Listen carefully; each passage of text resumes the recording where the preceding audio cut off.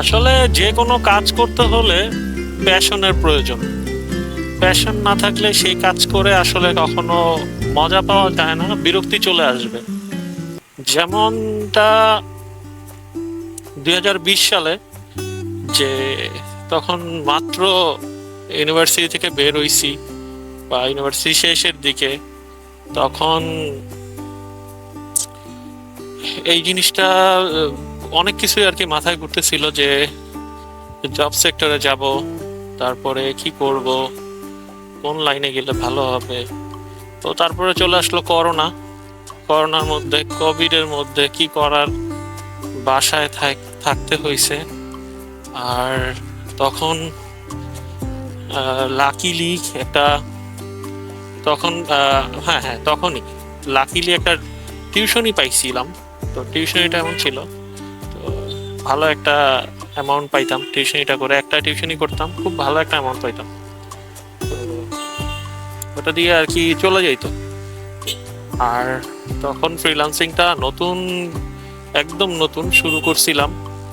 তারপরে শুরু করার পরে কাহিনী যেটা হয়েছে, যে শুরু করছি বলতে জাস্ট অ্যাকাউন্ট খুলছি, কাজও তেমন একটা পারি না, জাস্ট খালি খুলে রাখছি সবকিছু, যে এমন এমন ফ্রিল্যান্সিং করা যায়, অনলাইনে টাকা নাকি ইনকাম করা যায়, কত কিছু, কত ভাবে চেষ্টা করছিলাম। এর আগে এমনও করছি যে আহ, এক টানা কতটা জানি ভিডিও দেখতে হবে, মানে অ্যাড ভিডিও দেখতে হবে, দেখলে $20 জমবে। তো এমন কাজও করছি যে অনলাইনে কাজ করে নাকি টাকা পাওয়া যায়। তো এই জিনিসগুলো তখন আর কি বেশি আশ্চর্য মনে হইতো, যে আসলে কি অনলাইনে টাকা ইনকাম করে নিয়ে আসা যায় কি যায় না। আর আজকে এইখানে যখন আসছি বিএফ শাহিন কলেজের এখানে, তখনই বৃষ্টির মধ্যে পুরো আটকে গেছিলাম। তো যেটা বলতেছিলাম, যে তখন এই অনলাইনে টাকা ইনকাম করার বিষয়টা অনেক মনে হইতো যে অনেক টাফ বা অনেক কিছু। তো একটা সময় তখন আমার বাইক ছিল, জিক্সার বাইকটা ছিল। তো জিক্সার বাইকটা ছিল, তো করোনার মধ্যে বাইকও চালাইতে পারি না, আর বের হওয়া যায় না। আর এখন বাইক দিয়ে কি করব, তখন এমন একটা টেন্ডেন্সি ছিল, আর টাকার প্রয়োজন ছিল, যে ইনকামের সোর্সের দরকার ছিল। তো বাসায় বসে বসে কি করব। তো করোনাটা ছাড়লো, একবার ফার্স্ট টাইম যখন করোনাটা ছাড়লো ঢাকাতে, তখন কি করলাম, বাইকটা হুট করে বিক্রি করে ফেললাম। তো বাইকটা একটু লসেই বিক্রি করি। আর আমার আগে থেকেই আমার কি করতেছে, আর আমার আগে থেকেই আমার ব্লগিং করার একটা শখ ছিল, যে আর করোনার মধ্যে আমি অনেক মানুষের ব্লগ দেখতাম বাসায় বসে বসে, মানে অনেক মানুষের ব্লগ দেখতাম, ভালো লাগতো। রাস্তা দেখলেও ভালো লাগতো, কথা না বললেও শুধু রাস্তা যদি দেখাইতো কেউ, সেটাই ভালো লাগতো। এমন একটা অবস্থা ছিল যে আমার খুবই ভালো লাগতো, যে আসলে মোটো ব্লগ করার যে বিষয়টা, এটা খুবই ভালো লাগতো, যে খুবই মানে মন থেকে আসতো, যে আমি যদি করতে পারতাম। তো আমার তো বাইক আছে কিন্তু ক্যামেরা নাই, তো ফোন দিয়ে আর কত ভাবে করা যায়। তখন তার ফোনের ওই কি বলে, এখন যে ফোন দিয়ে যে মাউন্ট করে করা যায়, তখন ওটাও মনে হয় আসে নাই বা ছিল না, এমন কিছু একটা। আর থাকলেও হয়তো আমার চোখে পড়ে নাই। তো পরে রে ভাই জ্যাম কেন, তো পরে আমি করলাম কি, বাইকটা সেল করে দিছি। বাইক সেল করে দেওয়ার পরে, তো বাইক সেল করে দেওয়ার পরে আর কি করার, এখন বাইক সেল করে দিয়ে আমি কিনছি পিসি। তো পিসি বানাইছি, পিসি বানায়া তারপরে সেই পিসির মধ্যে কাজ শুরু করলাম। আর একটা ফোন কিনছিলাম, রেডমি রেডমি 8। হ্যাঁ, রেডমি 8। তো বাইক বিক্রি করে ফোন কিনলাম, আর হচ্ছে ওই ইয়েটা কিনলাম, পিসিটা বানাইলাম। 50,000 টোটাল আমার 50,000 টাকা গেছে। আর কিছু টাকা ছিল, সেটা ওই খাইতে খাইতে শেষ হয়ে গেছে। 1,000 টাকা, 2,000 টাকা এমন করে বের করতে করতে টাকাও শেষ। তো অ্যাট এ টাইম দেখা গেছে যে টাকাও শেষ, আর আমার বাইক বাইক কেনার টাকাটাও বলছিলাম যে বাইক কিনবো, নেক্সট ডে বাইক কিনবো, নতুন একটা বাইক কিনবো। কি দিয়ে বাইক কেনার জন্য তো টাকা থাকতে হবে। তো অনেকেই আর কি আফসোস করে আসলে, যে আমার একটা বাইক হলে ভালো হইতো, আমার একটা বাইক নাই। অনেকে আমার কমেন্ট সেকশনও বা আমাকে মেসেজও করে, ভাই মানে এমন এমন মেসেজ করে আর কি। তো যাই হোক, পরে আফসোস আফসোস প্রকাশ করে। তো পরে আমি তাদের উদ্দেশ্যে বলি যে সময় যখন আসবে তখন সবই হবে, তো একটু ধৈর্য ধরতে হবে, ধৈর্য ধরেন, সব ঠিক হয়ে যাবে। তো এই হলো অবস্থা। আর তখন যখন আমি এই ইয়েটা কিনলাম, কি বলে, পিসি আর মোবাইলটা কিনলাম, তারপরে ধুমায়া ভাই কাজ টাজ করলাম, ফ্রিল্যান্সিং শুরু করে দিলাম, একবারে ফুল দামে ফ্রিল্যান্সিং শুরু করে দিলাম। তো আলহামদুলিল্লাহ আমার ফ্রেন্ডগুলো অনেক ভালো ছিল, আর ফ্রেন্ডগুলো খুব কোঅপারেটিভ ছিল। ফ্রেন্ডগুলোর কারণে হয়তো এই কাজটা আর কি খুব সহজেই কোথাও না শিখেই আর কি কাজগুলো শিখতে পারছি। তো পরবর্তীতে এখন তো জানেনই, দিনের যুগের সাথে তাল মিলে চলতে হইলে, কিরে কিসের সাউন্ড আসে, তো যুগের সাথে তাল মিলিয়ে চলতে হইলে আপনার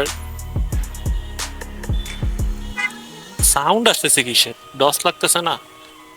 তো যুগের সাথে তাল মিলিয়ে চলতে হইলে এই সবকিছুরই আপডেট করতে হয়, আপগ্রেড করতে হয়, আপডেট করতে হয়, সবকিছুই ওইভাবে চালাইতে হয়।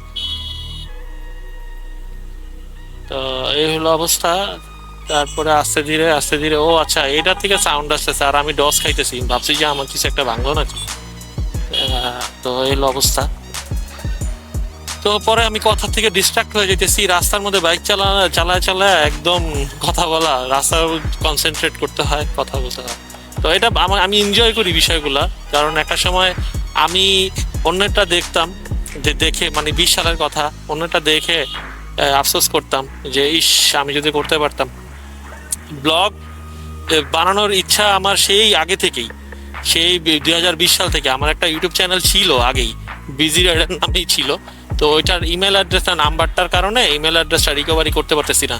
তো আবার নতুন করেই খুলছি, না হলে ওইটাই দেখবেন যে ইউটিউবে দেখবেন যে বিজি রাইডার সার্চ করলে দুইটা, মানে আমার দুইটা ইউটিউব চ্যানেল, তো একটা রিকভার করতে পারি নাই।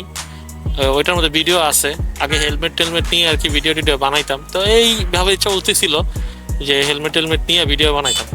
তো বাইক তো ছিল না তখন, বাইক ছিল না তখন, ওই বাইকের টাকাটা দিয়া করতাম। দেখেন কি করছি, মানে বাইকের যে বাইক বিক্রি করা যে টাকা, সেই বাইক বিক্রি করা টাকা দিয়ে তো হেলমেটের দোকান থেকে হেলমেট নিয়ে আসতাম। তো মর্টগেজ হিসাবে হেলমেট নিয়ে এসে রিভিউ করতাম। তো এমন করে আর কি ভিডিওগুলো করতাম আগে। তো দেখা গেছে যে 10,000 টাকা দামের একটা হেলমেট বা 12,000 টাকা দামের হেলমেট, পুরো টাকাটা ওই মর্টগেজ হিসাবে রেখে তারপরে নিয়ে এসে 2-3 ঘন্টার জন্য নিয়ে এসে তারপরে রিভিউ করে যতটুকু পারতাম আর কি, নলেজে যা ছিল, তো ওইভাবে ভিডিও টিডিও বানাইতাম। তো ওইখান থেকে আর কি যাত্রা শুরু আমার এই মোটো ব্লগের বা ব্লগিং এর যাত্রাটা ওইভাবে শুরু হয়। তো আমার আগে থেকেই খুবই ইচ্ছা ছিল যে এইভাবে বানাবো বা এইভাবে কাজ করবো। তা আলহামদুলিল্লাহ, মানে মানে মন থেকে আসলে বললাম না যে প্যাশন না থাকলে কোনো কিছু। দেখেন আমি কত বছর ধরে ট্রাই করতেছি, কিছুই হয় না।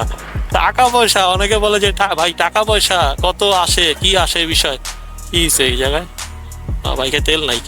যাক, ভাইরা হেল্প করতেছে না দাঁড়াই। তো আপনারাও অনেক সময় যদি কেউ বিপদে পড়ে তাহলে এইভাবে হেল্প করেন।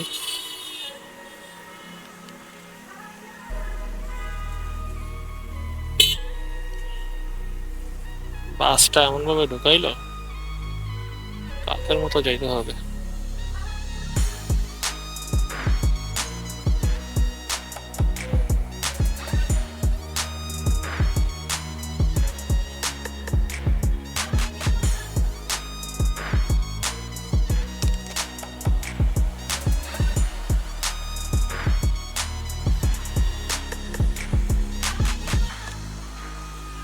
তো জীবন যে কোথায় কখন কাকে নিয়ে যায়, তারপরে ওই ফ্রিল্যান্সিং মানে গল্পটা শেষ করি আর কি আমার এই 20 সাল থেকে 25 সাল 26 সাল পর্যন্ত।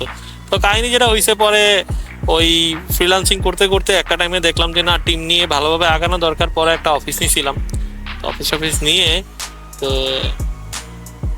কাজ টাজ করলাম, অফিস নিয়ে কাজ টাজ করে দেন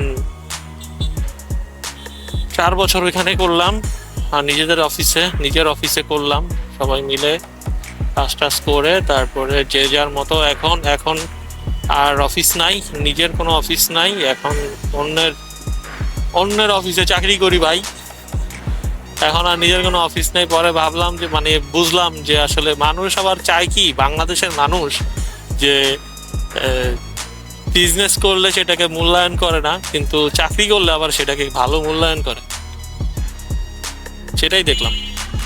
তো চাকরিতে আপনি যাই পান না কেন, আপনাকে ওটা দিয়ে মূল্যায়ন বেশি করে, কিন্তু বিজনেসে আপনি 2, 4, 5 লাখ টাকা কামাইলেও হবে না, মানে ওটার কোনো নাকি ভ্যালু নাই।